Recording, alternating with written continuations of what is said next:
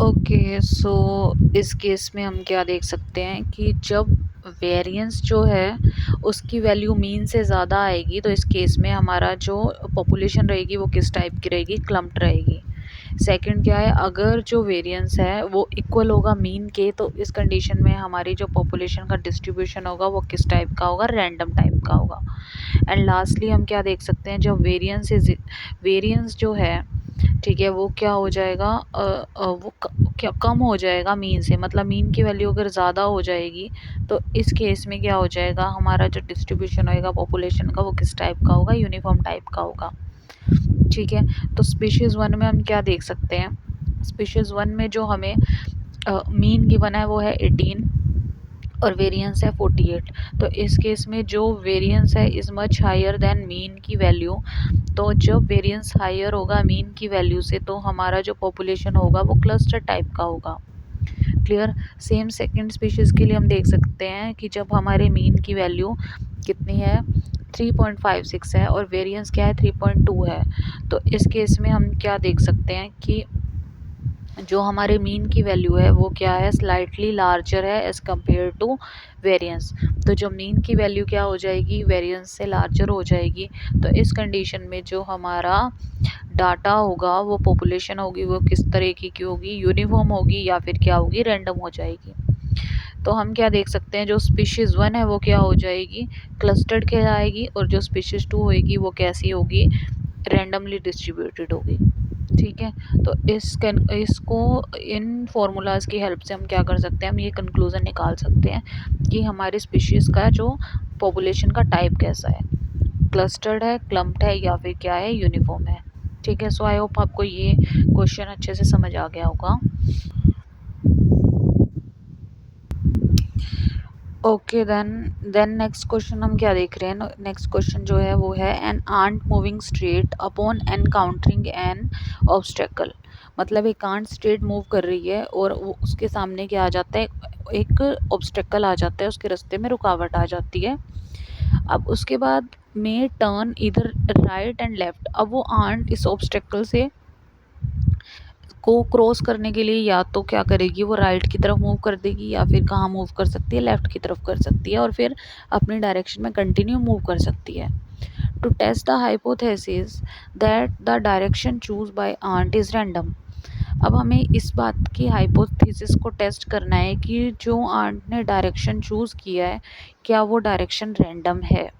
ठीक है, इस हाइपोथेसिस को हमें चूज करना है, is this hypothesis is correct या फिर रोंग, कि जो आंट ने डायरेक्शन चूज की है वो क्या है, रैंडम है। ठीक है, रैंडमली मतलब वो राइट की तरफ भी रैंडमली जा सकती है, लेफ्ट की तरफ भी जा सकती है। So the most appropriate statistical test, इसको मेज़र करने के लिए, रैंडमनेस को मेज़र करने के लिए जो हम क्या करेंगे, स्टैटिस्टिकल टेस्ट देखेंगे, वो कौन सा टेस्ट होगा। तो क्या वो स्टूडेंट टी टेस्ट होगा, या फिर काई स्क्वायर टेस्ट ऑफ इंडिपेंडेंस होगा, या chi square test of goodness of fit होगा, या फिर कोरिलेशन टेस्ट होगा। ठीक है, तो ये जून 2024 का 14 का क्वेश्चन था। तो हम क्या देख सकते हैं, under the null hypothesis the ant has equal probability, मतलब हाफ प्रोबेबिलिटी होगी कि वो राइट की तरफ जाएगी और हाफ ही प्रोबेबिलिटी क्या होगी उसकी कि वो लेफ्ट की तरफ जाएगी। ठीक है, मतलब of turning right or left. So we have to test whether the observed frequency of right and left turn fit the expected ratio। तो वो क्या हो जाएगा, रेशो 1:1 हो जाएगा राइट एंड लेफ्ट का। तो एक्स स्क्वेयर जो गुडनेस ऑफ फिट टेस्ट है, ठीक है, तो ये सबसे ज़्यादा बेस्ट टेस्ट होगा। क्यों, क्योंकि इसमें हम किसकी बात कर रहे हैं, रैंडमनेस की बात कर रहे हैं। ठीक है, तो दोनों चांसेस इक्वल हैं राइट और लेफ्ट जाने के। तो इसके लिए जो बेस्ट जो टेस्ट होगा वो क्या होगा, नॉन पैरामीट्रिक टेस्ट जो होगा, chi square test of goodness of fit test होगा। Clear, because we are dealing with the randomness. तो ये क्वेश्चन था हमारा जून 2014 का। ओके, सो यहाँ पे हम 16th क्वेश्चन देख लेते हैं, जो क्या है, जून 2015 का क्वेश्चन है। Two group control and the treated are to be compare to test the effect of treatment. तो हमें दो ग्रुप, एक कंट्रोल है और दूसरा कैसा है, ट्रीटेड ग्रुप है। हमें उसे कंपेयर करना है इफेक्ट ऑफ ट्रीटमेंट को देखने के लिए। Since individual variability is high in both the group, दोनों ही ग्रुप में इंडिविजुअल वेरिएबिलिटी क्या है, वेरिएबिलिटी हाई है। The appropriate statistical test is use, तो इस केस में हम सबसे ज़्यादा बेस्ट स्टेटिस्टिकल टेस्ट कौन सा यूज़ करेंगे। क्वेश्चन ए ऑप्शन हो सकता है एनालिसिस ऑफ वेरिएंस टेस्ट, या फिर Kendall test, student t test, या मैन विटनी यू टेस्ट। ठीक है, तो हम यहाँ पर क्या देख सकते हैं, इस केस में we are comparing two independent group, control और ट्रीटेड ग्रुप को हम कंपेयर कर रहे हैं। ठीक है, तो इसका मतलब उनके मीन को हम क्या कर रहे हैं, कंपेयर कर रहे हैं। तो इसमें जो हमें जो बेस्ट टेस्ट होगा वो क्या होगा, student t test, unpaired t test, जो क्या है एक पैरामीट्रिक टेस्ट है। क्लियर। सो ये क्या होगा, एक सबसे बेस्ट टाइप ऑफ टेस्ट होगा इस कंडीशन को डील करने के लिए। नेक्स्ट हम क्या देख लेते हैं यहाँ पर, नेक्स्ट हम क्वेश्चन देख लेते हैं, क्वेश्चन नंबर 18। ये भी क्या है, टेस्ट के बिहाफ पे है। टेस्ट कह रहा है कि the use of the Kruskal Wallis test is the most appropriate in which of this case, Kruskal Wallis test जो है वो इनमें से किस कंडीशन के लिए सबसे बेस्ट यूज़ होगा। ऑप्शन ए कह रहे हैं there are more than 2 group and each group is normally distributed. Option B कह रहे हैं there are more than 2 group and the distribution each group is not normal. Third कह रहा है there are 2 group and the each group is normally distributed. And D कह रहा है there are 2 group and the distribution in each group is not normal. ठीक है, तो हम क्या देखेंगे कि जो क्रुस्कार वैली टेस्ट है ये एक नॉन पैरामीट्रिक टेस्ट है, जो क्या है वन वे अनोवा का अल्टरनेटिव है। ठीक है, so it is use when there are more than 2 group, 2 से ज़्यादा ग्रुप होंगे तब हम इसे यूज़ करेंगे। And the data are not normal distributed, इस केस में डाटा बिल्कुल भी डिस्ट्रीब्यूटेड नहीं होगा। So there are more than 2 group and the distribution in each group is not normal, तो इस केस में हमारा बी आंसर क्या हो जाएगा, बिल्कुल करेक्ट हो जाएगा। क्लियर। तो हमने यहाँ पे 18th क्वेश्चन देखा जो जून 2016 का क्वेश्चन था। अब हम अगेन यहाँ पर क्वेश्चन देख लेते हैं mean and variance population density find out करने के लिए। तो देख सकते हैं हम स्पीशीज ए बी एंड सी के लिए मीन की वैल्यू दे रखी है और वेरिएंस की वैल्यू दे रखी है। अगेन हमें पता लगाना है कि हमारी पॉपुलेशन क्लम्प्ड है, यूनिफॉर्म है या फिर रैंडम है। तो इस चीज़ के लिए हमें पता है कि अगर मीन एंड वेरिएंस का जो रेशियो है, ठीक है, वो क्या होगा, अगर क्या आएगा, अगर वो लेस देन 1 आएगा, क्या आएगा, लेस देन 1 आएगा, तो इस केस में हमारी जो पॉपुलेशन डेंसिटी है वो यूनिफॉर्म होगी। अगर मीन एंड वेरिएंस का रेशियो इक्वल टू 1 आएगा तो वो रैंडम होगा। और अगर मीन और वेरिएंस का रेशियो इज़ ग्रेटर देन 1 आएगा तो हमारे इस केस में जो हमारी पॉपुलेशन होगी वो क्या होगी, क्लम्प्ड होगी।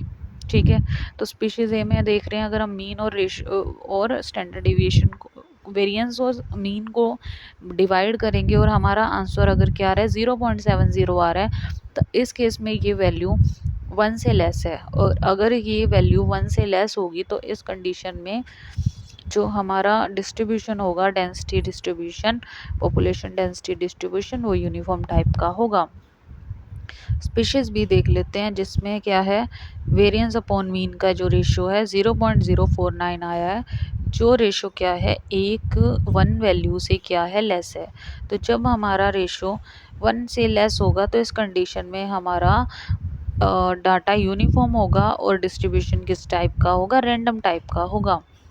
थर्ड स्पीशीज़ में हम क्या देख रहे हैं, हमारे वेरिएंस और मीन का रेशियो 10 आ रहा है, जो कि मच हायर वैल्यू है देन 1। तो इस कंडीशन में जब ये रेशियो 1 से ज़्यादा आएगा तब हमारी जो पॉपुलेशन होगी वो किस टाइप की देखी जाएगी, क्लम्प टाइप की देखी जाएगी। ठीक है, सो तो हमारी स्पीशीज़ ए एंड जो बी है शो यूनिफॉर्म डिस्ट्रीब्यूशन हम देख सकते हैं, और जबकि सी है वो किस तरीके का डिस्ट्रीब्यूशन दिखा रही है, क्लम्प डिस्ट्रीब्यूशन दिखा रही है। सो अगेन ये क्वेश्चन किस पे था, हमारा पॉपुलेशन डेंसिटी के ऊपर क्वेश्चन था। So it was the most easiest question. Clear. अब हम यहाँ पर क्या देख लेते हैं, यहाँ पर नेक्स्ट क्वेश्चन है 20th क्वेश्चन। सो 20th क्वेश्चन में क्या बता रहा है हमें, ये जून 2017 का क्वेश्चन है। The pH of solution is, एक सॉल्यूशन का पीएच क्या है, 2.4। ठीक है, स्टैंडर्ड डेविएशन क्या है, पॉजिटिव माइनस 0.02। वेयर 0.02 क्या है, स्टैंडर्ड डेविएशन है, obtain from 8 measurements. If more measurements were carried out, the test of the sample whose pH would fall between pH 2.38 and 2.48 is, तो इसने क्या बताया, एक सॉल्यूशन का जो pH है वो क्या है 2.4 गिवन है और स्टैंडर्ड डेविएशन क्या है 0.02, जिसमें 0.02 है जो वो क्या है स्टैंडर्ड डेविएशन है जो 8 मेजरमेंट के बाद फाइंड आउट हुआ है। If more measurement were carried out, अगर 8 मेजरमेंट से ज़्यादा हम बार मेजरमेंट करेंगे तो हमें जो सेट ऑफ सैंपल मिलेगा जिसका जो पीएच होगा वो 2.38 एंड 2.42 के अंडर फॉल होगा। ठीक है, तो यहाँ पे इसको फाइंड आउट करने का क्या, हमें आंसर कैसे निकालेंगे, देखो मीन गिवन है, मीन कितना है यहाँ पे 2.4 गिवन है। ठीक है, तो क्वेश्चन में ही था pH of the solution 2.4 mean हो गया एंड स्टैंडर्ड डेविएशन क्या है जो प्लस माइनस की फॉर्म में है, दैट मीन 0.02 प्रेजेंट है। ठीक है, तो हम क्या देख सकते हैं इस डाटा में आउटलायर्स प्रेजेंट है। ठीक है, तो रेंज कैसे निकालेंगे, मैक्सिमम वैल्यू माइनस में मिनिमम वैल्यू होती है। ठीक है, रेंज क्या होती है, मैक्सिमम वैल्यू माइनस में मिनिमम वैल्यू होती है और स्टैंडर्ड डेविएशन कितना है 0.02 यहाँ पे गिवन है। ठीक है, तो इस केस में हम क्या करेंगे, the sample whose pH would fall between 2.38 and 2.42, तो 2.38 और 2.42 के बीच का सैंपल इसने बताना है। ठीक है, सो इस क्वेश्चन को एक बार होल्ड पे करते हैं।